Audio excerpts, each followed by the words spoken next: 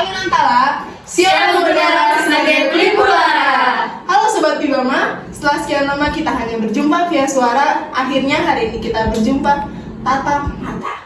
Kita sudah bersama Darlin dan Ririn yang akan menemani aku, Nadine dan Lala di sesi Selidik Tradisi.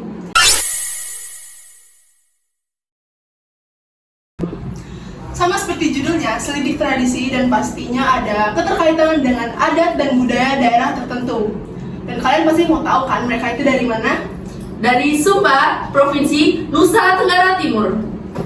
Dan sekarang kita akan berdiskusi tentang adat dan budaya yang ada di daerah mereka yaitu Sumba. Jadi pertanyaan pertama itu, budaya apa sih yang kalian temukan berbeda dengan budaya Jawa? Oke, yang pertama dari budaya Sumba itu sendiri ada banyak tradisi yang kita temukan. Yang pertama tradisi nyale, kedua tradisi pasola, yang ketiga tradisi cium hidung, yang keempat tradisi makan siripinang. Kalau dari tradisi Jawa itu sendiri ada wayang kulit, ada batik yang bisa dibikin baju, itu aja. Nah, untuk tradisi yang paling mencolok sendiri nih di Sumba apa sih? Oke, pasola itu sendiri merupakan tradisi perang antara dua kelompok yang saling menunggang kuda, terus menggunakan tombak. Jadi tombak itu dibuat dari kayu, Kak. Jadi kayunya itu ditajamkan di bagian ujung kayunya. Nah, dari tujuan dari penajaman kayu tersebut itu tuh untuk apa ya? Supaya melawan si kelompok yang satu. Jadi apa ya? Ini si penunggang lawannya ini harus mengenai kayu tersebut ke kelompok lain agar menang gitu loh, Kak. Jadi tujuan dari kenanya kayu itu ke kelompok lain itu untuk supaya salah satu regu itu menang. Nah, itu, Kak. Untuk pasola sendiri tuh tujuannya apa sih? Terus dilakuinnya kapan gitu? Jadi tujuan dari pasola itu tersebut adalah untuk hasil panen yang melimpah dan juga berkhasiat untuk kesuburan tanah dan kesuksesan panen. Berarti dilakuinnya di musim-musim tertentu aja? Iya. Kalau di Sumba itu kalian masih percaya dengan kebudayaan leluhur gitu nggak sih? Masih seperti Marapu. Itu adalah kepercayaan atau agama yang dianut oleh orang-orang yang ada di desa. Masih sampai sekarang masih ada. Berarti keseluruhan? Iya. Oke, lalu selanjutnya apa sih fakta-fakta menarik mengenai marga dan asal-usulnya marganya itu sendiri? Jadi menurut pendapat saya atau sepengetahuan saya, Kak, jadi marga itu diambil dari nama belakang ayah gitu, Fam. Fam itu sama aja sama marga. Nah, contoh sama aku sama kakak Karlin. Jadi nama belakang bapak kita itu Fam, aku sendiri itu ngasih. Jadi aku tuh diturunin dari bapakku, turunin ke aku gitu, terus sampai kakakku. Nah, jadi menurut pendapat aku, Kak, kalau marga itu nama yang turun-temurun dari orang tua. Berarti misal kalian nikah sama yang marganya beda nih, anak kalian ngikut ke suami kalian? Ya, ikut harus bapaknya. kalian. Terus apa sih itu belis sama kebudayaan pernikahan di Sumba? Oke, belis itu sendiri adalah kewajiban laki-laki yang diberikan kepada perempuan ketika ingin mengarungi bahtera rumah tangga. Berarti ada tingkatan tertentu dong? Ya, itu bisa berupa hewan, barang, ataupun yang lain. Apakah setiap perempuan itu belisnya beda-beda? Ya. Ya, Jadi tergantung tuntutan dari si perempuan yang ingin belisnya itu loh. Jadi nanti si perempuan nih diskusi sama orang tuanya, sama om-omnya. Jadi maunya apa untuk kita minta ke laki-laki, mempelai laki-laki apa aja. Jadi itu gak sembarangan gitu loh apa yang kita mau diberi gitu. Jadi kalau salah dikit aja itu udah termasuk pelanggaran tersendiri gitu loh dalam adat. Jadi gitu. Oh, berarti apakah pendidikan tuh mempengaruhi? Kayak kalau misalnya di Batak ada semacam sinamot juga kan, kurang lebih sama. Apakah pendidikan mempengaruhi belis gitu nggak sih? ya.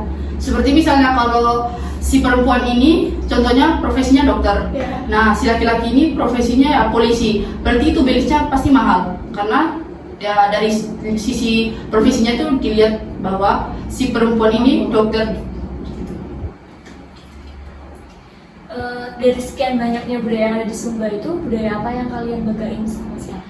Yang menurut aku sama kalian itu apa ya, itu tuh pasola kak. Jadi pasola tuh macam mendarah-daging gitu sama Sumba. Jadi setiap setiap ada perayaan atau apapun itu ditandai dengan awalan nyale. Itu tradisi nyale kak. Jadi tradisi nyale itu sebelum memulai adat pasola, kita tuh sama ratu adat itu semacam raja gitu yang berkomunikasi dengan leluhur atau merakut tadi. Nah, jadi sebelum mengawali pasola itu tuh kita tuh ke laut, ke pantai itu pagi-pagi untuk memilih nyale. Nyale itu adalah cacing laut. Nah, itu tradisinya itu sebelum memulai pasola. Unik banget sih yang cacing laut itu. Iya. Terus nanti cacing laut itu diapain? Dimasak dan dimakan bersama. Kalian pernah? Belum, untuk aku sendiri belum, soalnya belum pernah ya makan itu. Kira-kira kalau misalnya ini kalian pernah lihat gak sih? Pernah. Ada bentukannya gitu. Pernah. Menurut kalian enak apa enggak sih? Kata orang sih enak, tapi nggak tahu, kita belum coba. Ada niatan buat makan nggak? Sepertinya iya. Terus budaya apa yang kalian kagumi di Jawa ini? Kalau dari aku sendiri sih batik itu terus yang pertama itu sama kris. Jadi menurut aku kris itu sangat mistis gitu loh kak, tapi dia samanya kayak Sumba juga kak. Jadi sebagaimana kita pun mengerti dengan apa budaya Sumba yang keras, aku pahami bahwa si kris ini juga tuh kental gitu loh, ini adatnya gitu menurut aku. Sama batik, kalau batik menurut aku tuh unik, soalnya batik juga kan udah termasuk dalam internasional. Ya, bener banget tuh udah diakui Iya, internasional. udah diakui. Terus menurut kalian gimana sih kalau misalnya batik itu diakuin sama negara lain? Bangga lah kak. Maksudnya diklaim.